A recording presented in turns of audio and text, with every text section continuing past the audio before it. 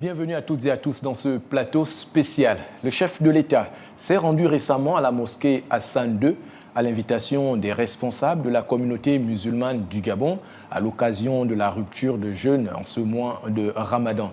Que représente cet acte pour la communauté? Communauté musulmane et cohésion sociale est le thème de ce plateau spécial. Et pour en parler, je reçois M. Abdou Razak Guy Kambogo. Il est le chef de la communauté musulmane du Gabon. Et à ses côtés, son conseiller stratégique, M. Albouri Alioune Ndiaye, par ailleurs imam de la mosquée de lui. Messieurs, bonjour. Bonjour. Merci d'avoir accepté notre invitation. Avant de pouvoir poursuivre notre échange, je vous invite à regarder cet élément où on voit donc la réception du chef de l'État à la grande mosquée Hassan II. Après avoir observé 3 jours de jeûne en signe de solidarité avec la communauté musulmane vivant au Gabon, le général de brigade Brice Clotaire Oligui Nguema, président de la transition gabonaise, a communié avec ses frères musulmans et entre autres diplomates ainsi que des représentants du monde arabe durant le repas symbolisant la coupure du jeûne en ce mois béni de Ramadan. Un symbole fort du vivre ensemble gabonais selon le chef de la communauté musulmane au Gabon. Votre présence parmi nous est un signe fort de fraternité et d'unité nationale. Un témoignage éloquent de votre engagement à rassembler tous les fils et toutes les filles du Gabon, quelle qu'en soit leur croyance. En partageant ce repas avec nous, Monsieur le Président, ce soir, vous incarnez ces valeurs et renforcez notre cohésion sociale en prônant un Gabon uni et solidaire. Pour les imams et adeptes de la religion islamique présents à cette communion religieuse, la présence du président de la transition est une première du genre au Gabon. Moi, je suis musulman depuis 1977 et c'est la première fois que je vis ça. Et pourtant, ses prédécesseurs étaient des musulmans, mais on n'a jamais eu cette convivialité-là. C'est un signe de modestie et cela, c'est également un signe fort qu'Allah est avec lui et Allah va l'élever davantage. Après un partage de dates, premier aliment à consommer au moment du rang pour le jeûne dans la tradition islamique, suivi d'une distribution de dons aux nécessiteux. Pour le général de brigade, c'est une mission accomplie. On est venu prier avec les autres communautés, et la communauté musulmane. Et les musulmans, c'est aussi cette religion honorable, l'islam, qui est là, qui nous accompagne depuis le début de la transition. Avec des actes de pénitence, de miséricorde et de pardon, débuté le 28 février dernier, le Ramadan cette année est prévu se terminer le 30 mars 2025. Voilà, on vient de le voir à l'instant, des images fortes. Monsieur Abdou Razak Guy Kambogo, on vous a entendu d'ailleurs dans ce reportage parler d'un certain nombre de valeurs qui fondent ce partage, cette communion avec le chef de l'État, dont on sait qu'il est croyant catholique. Quand on voit un président de la République qui prend part avec les fidèles musulmans à la rupture du jeûne de Ramadan, quelle est la signification de cette invitation? Alors, déjà merci pour cette invitation à revenir sur cet élément fort marquant pour nous, pour la communauté musulmane gabonaise, certes, mais je pense pour l'ensemble de la population gabonaise, parce que nous cohabitons, nous vivons ensemble, mais il y a des moments qui sont uniques et qui surprennent certains, mais pas forcément d'autres. Alors, en ce qui nous concerne, le président Brice Clotaire Oligui Nguema, en nous faisant cet honneur, a tout simplement illustré, si besoin en était, la personnalité et toutes les valeurs qu'il incarne. Et ça n'a pas commencé avec ce repas que nous avons partagé. Ce repas n'a été qu'un élément qui rappelle que lui sait, lui le président sait, que partager un repas, surtout pour un dirigeant, partager un repas avec des fidèles, avec des compatriotes, c'est un acte de bienveillance, c'est un acte de tolérance, de convivialité. Et puisque ce moment précis, c'est tout le monde qui s'y trouve, et comme vous le constatez, il n'y a pas de différence. C'est donc là aussi un acte d'humilité. Et dans la même soirée, il a également incarné ses valeurs de partage. Ce n'est pas... c'est spontané, ce sont des gestes qui, comme je le disais, pour certains, c'est nouveau, c'est extraordinaire. Oui, c'était extraordinaire. Monsieur Guy Kamogo, quel est le message qu'a porté le président en venant communier avec ses frères musulmans? Déjà, il faut rappeler qu'en le faisant, le premier rappel, c'est que le président Oligui est le président de tous les Gabonais, de toutes les Gabonaises. C'est le président de la République. Et en cela, il se doit d'être aux côtés de tous les Gabonais, particulièrement à des moments aussi précieux que sont les moments de contemplation, les moments de prière et de recherche d'élévation. Donc c'est un acte de solidarité, mais une solidarité qui touche l'accompagnement spirituel et religieux.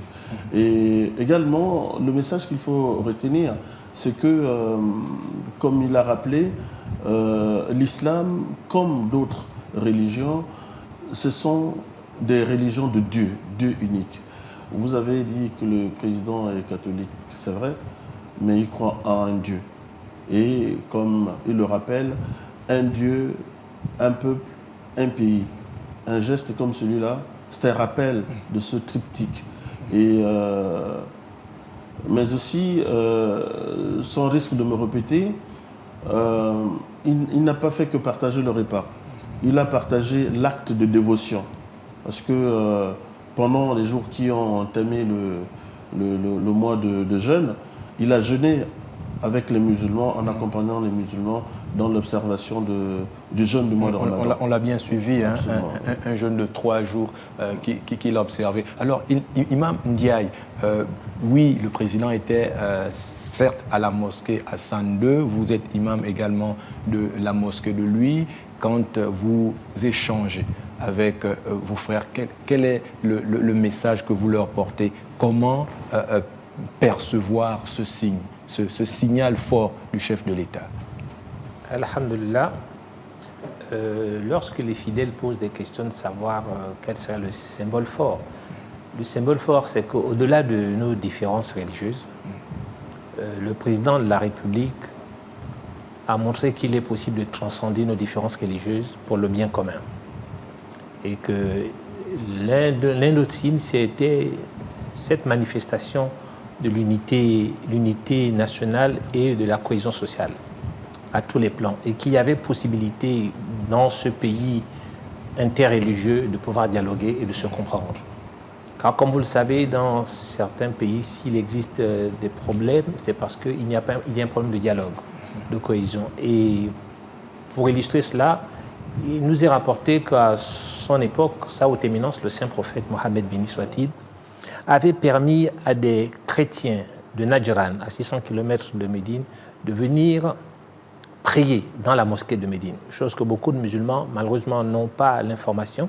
C'est pour donc dire qu'il avait déjà magnifié cela, et ce qui nous plaît, nous, en tant que musulmans, c'est de savoir qu'aujourd'hui, voici un chef d'État non musulman qui nous montre en fait qu'il est possible de partager avec les autres, malgré nos croyances différentes. Et comme l'a dit le chef de la communauté, le président de la République croit en un Dieu unique. Et sur cette base-là, je pense que vous soyez juifs ou chrétiens, et les musulmans, vous partagez cette notion d'unicité, et c'est un message pour nous qui nous va droit au cœur. Monsieur Abdou Razak Guy Kabogo, on le sait, hein, c'est aussi l'une des caractéristiques de la société gabonaise. Toutes les communautés ont toujours su vivre en bonne intelligence, en bonne cohésion. Et du côté de la communauté musulmane, quel rôle joue cette communauté dans la consolidation du vivre ensemble? Alors, déjà, de par son essence, l'islam est défini comme une religion de paix. L'étymologie islam le signifie déjà, c'est la paix. Et dans la pratique, l'islam rappelle constamment aussi ce vivre ensemble. La meilleure prière en islam, c'est la prière en communauté, par exemple. Vous aurez constaté que dans pratiquement toutes les manifestations festives en islam, c'est toujours en communauté. Et le rappel de lien de fraternité est constant en islam. Donc, pour ne citer que ces quelques exemples, vous constaterez tout simplement que les valeurs que porte l'islam, ce sont des valeurs aujourd'hui défendues pratiquement par tous les Gabonais. Donc les valeurs d'unité, les valeurs d'entraide, d'assistance, d'accompagnement et d'assistance mutuelle. L'islam, dans sa pratique ou dans ses enseignements, apporte cela. Donc ces enseignements qui nous rappellent la nécessité de la fraternité, de la solidarité. Mais l'islam, ce n'est pas que ça. L'islam recèle aussi du potentiel scientifique, du potentiel économique, du potentiel social. Et les musulmans, de façon diversifiée, ont cette capacité aujourd'hui, comme par le passé, d'apporter plus de valeur à la communauté, au pays, au Gabon, dans ce qu'ils savent faire et dans ce que le pays souhaiterait qu'ils fassent. Donc, des contributions tout azimut sont évidentes en ce qui concerne la participation de la communauté musulmane dans ce qui se passe aujourd'hui, dans ce qui s'est passé autrefois, dans ce qui devrait se passer dans l'avenir, mais vraiment dans tous les compartiments qui régissent la vie des Gabonais sur les différents plans. Imam Albouri Ndiaye, vous souhaitez réagir sur l'apport justement de l'islam dans la consolidation du vivre ensemble? Non, je pense que le chef de la communauté a tout dit. Je pense que je ne pourrais pas rajouter autre chose au risque de faire de la répétition. Oui, très bien. Et donc, pour arriver justement à la période de transition qui est en train de s'acheminer petit à petit vers sa fin, quel est le regard quel regard portez-vous sur la transition au Gabon? Alors, parlons de transition, notre transition qui est en passe d'achèvement, dès le début a impliqué tous les Gabonais. Et comme cela fait partie de sa philosophie, l'inclusion. Et c'est une très très bonne approche. Parce que voyez-vous, et ça aussi c'est l'une des valeurs que prône l'islam, un des rappels des enseignements coraniques, c'est que un chef qui aime son peuple, c'est celui qui est le plus proche de ce peuple. Et autant son peuple l'aimera.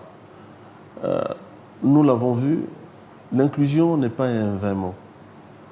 Et la transition que nous sommes en train de traverser a toujours mis comme l'un des critères l'inclusion. Associer tout le monde à la réflexion, associer tout le monde à la décision qui concerne le pays. Et telle qu'elle a été menée, nous en sommes satisfaits. Nous aurons constaté que cette transition qui a commencé par le dialogue national inclusif, qui a appelé tous les Gabonais de tous bords et auquel nous avons participé pleinement et activement, la communauté musulmane y a apporté sa contribution, nous a amené à une première étape, la nouvelle constitution. Dans cette constitution, nul n'a été oublié. Les croyants, de façon générale, n'ont pas été oubliés. Et donc, les religions n'ont pas été oubliées. Les pratiquants religieux, l'islam, comme les autres religions, n'a pas été oublié. Aujourd'hui, je pense que en mettant en avant cette constitution qui est l'émanation du processus de la transition, est un des éléments fondamentaux qui est venu sacraliser cette démarche, cette transition que nous sommes en train de traverser, À la suite de la transition, plutôt de la Constitution, nous avons vu également émettre édité ce code électoral qui s'occupe du volet politique de notre vie dans la nation. Et là également, nous n'en sommes pas exclus. Nous nous sentons concernés parce qu'il s'agira d'aller réfléchir, décider pour le pays et nous en sommes donc.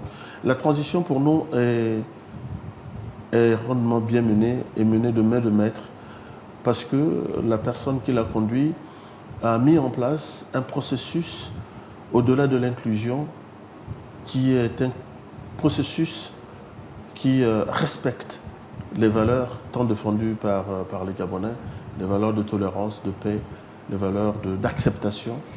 Et voilà. Les valeurs défendues par les Gabonais, monsieur le chef de la communauté musulmane du Gabon, la transition à la tête du Conseil supérieur des affaires islamiques a eu quelques remous.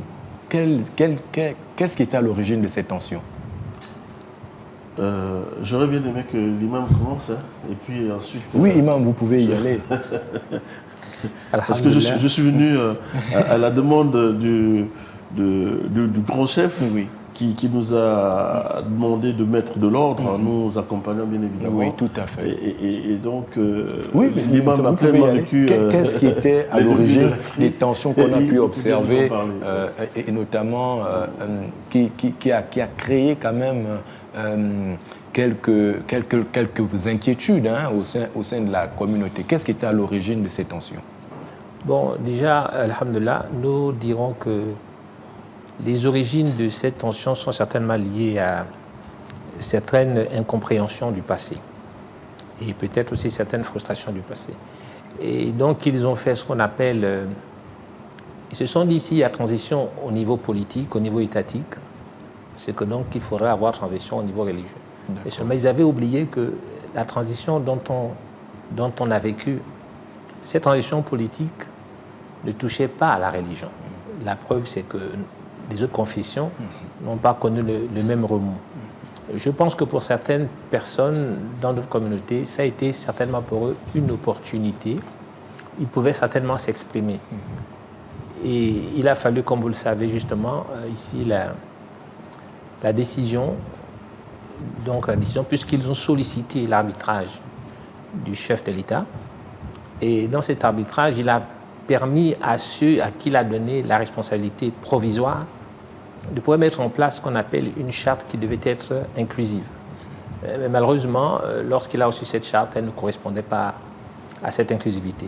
Et d'où, évidemment, suite à la demande d'une tranche de la communauté musulmane, ils ont sollicité le chef ici présent, le chef de la communauté, chose que la haute autorité du pays a validée.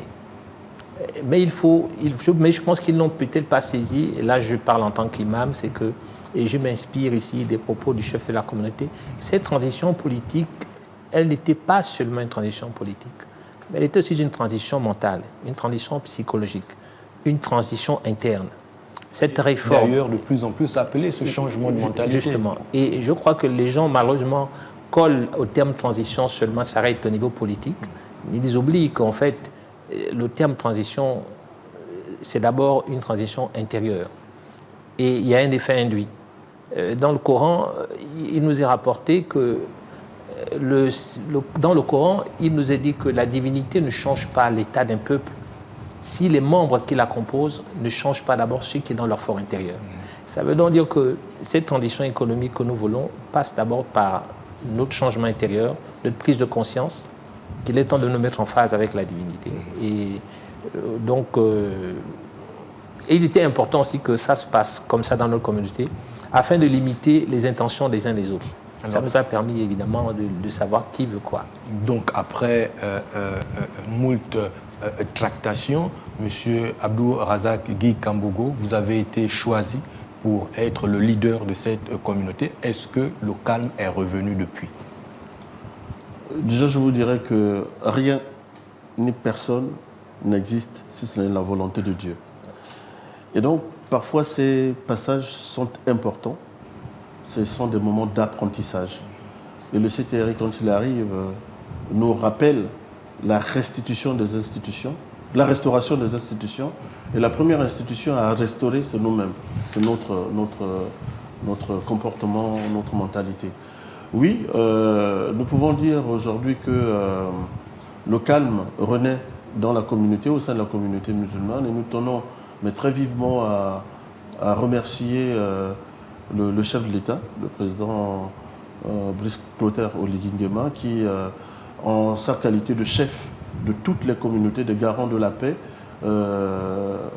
nous a fortement rappelé la nécessité de ramener ce calme au sein de la communauté, qui est une communauté qui compte et sur laquelle il compte, et qui est une communauté qui compte aussi et qui place beaucoup d'espoir en lui. On sait que le développement de la communauté musulmane, de son épanouissement, passe par le développement. Alors, la gouvernance des mosquées est un sujet qui a particulièrement préoccupé les imams gabonais. Est-ce que certaines mosquées sont administrées par des imams gabonais? Oui. C'est progressif, vous voyez. L'islam qui a commencé à s'implémenter au Gabon vers les années 72 a longtemps été dirigé par des frères venus nous apporter cette connaissance et cet accompagnement.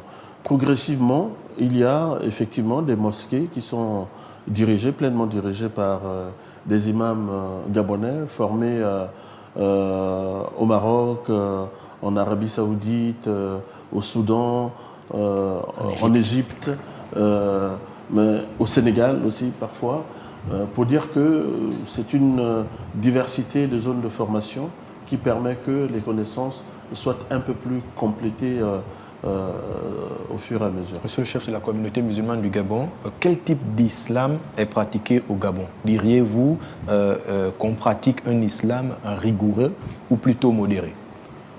Alors,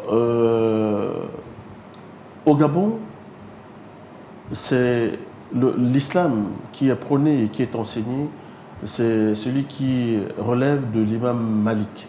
C'est l'imam malikite qui prône le juste milieu, la paix. C'est un islam de paix, un islam de tolérance, un islam d'acceptation, parce que nous sommes tous les créatures d'Allah subhanahu wa ta'ala, de Dieu, et chaque créature de Dieu a une valeur sacrée. Et c'est cela que prône cet islam de paix et de tolérance. Et c'est ça l'islam qui est prôné au Gabon. Oui, monsieur Imam, vous voulez réagir? Non, comme il l'a dit, nous pratiquons un islam de tolérance. Et d'ailleurs, ça explique pourquoi, jusqu'ici, en dehors de quelques cas isolés, nous avons toujours été en symbiose avec les uns et les autres. Alors, une dernière question avant de nous quitter. Il ne nous reste plus beaucoup de temps.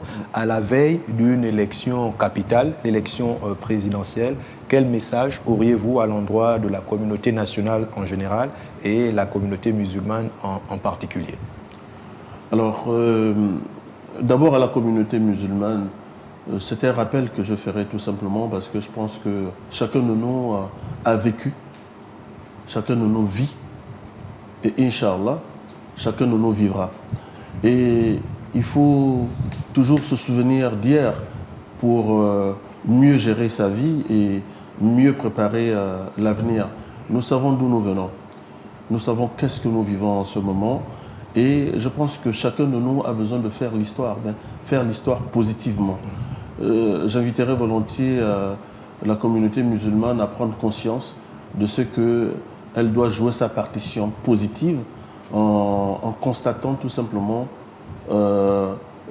qu'est-ce que nous sommes en train d'amorcer comme le nouveau Gabon, comme l'avenir du Gabon, et jouer sa part dans la construction de ce nouveau Gabon en menant de bonnes réflexions. Imam, vous également. Et ce message vaut pour l'ensemble de la communauté gabonaise qui sait qu'est-ce qu'elle a vécu et qu'est-ce qu'elle doit vivre. Retenir qu'il faut donc constater ce qui se vit actuellement, la construction de ce nouveau Gabon. Imam, vous avez l'opportunité de dire un dernier mot avant de nous quitter, peut-être un dernier message. Non, juste un verset du Coran que je partage à l'ensemble de la communauté musulmane. Il nous est dit dans le Coran « Wa'tasimu bihablillahi jami'an wa la tafarraqu » Ramponnez-vous tous au câble de la divinité et ne vous divisez pas. C'est tout ce que j'avais à dire. Ne vous divisez pas, c'est sur ces mots que nous allons nous quitter. Merci monsieur d'avoir accepté de prendre part à ce plateau spécial. Je rappelle que nous discutions du thème communauté musulmane et cohésion sociale et je recevais monsieur Abdou Razak Guy Kambogo, il est le chef de la communauté musulmane du Gabon et à ses côtés monsieur Albouri Aliou Ndiaye qui est son conseiller stratégique et par ailleurs imam de la mosquée de lui. C'est déjà donc la fin de ce plateau spécial. Ne zappez pas, nos programmes se poursuivent sur Gabon 24.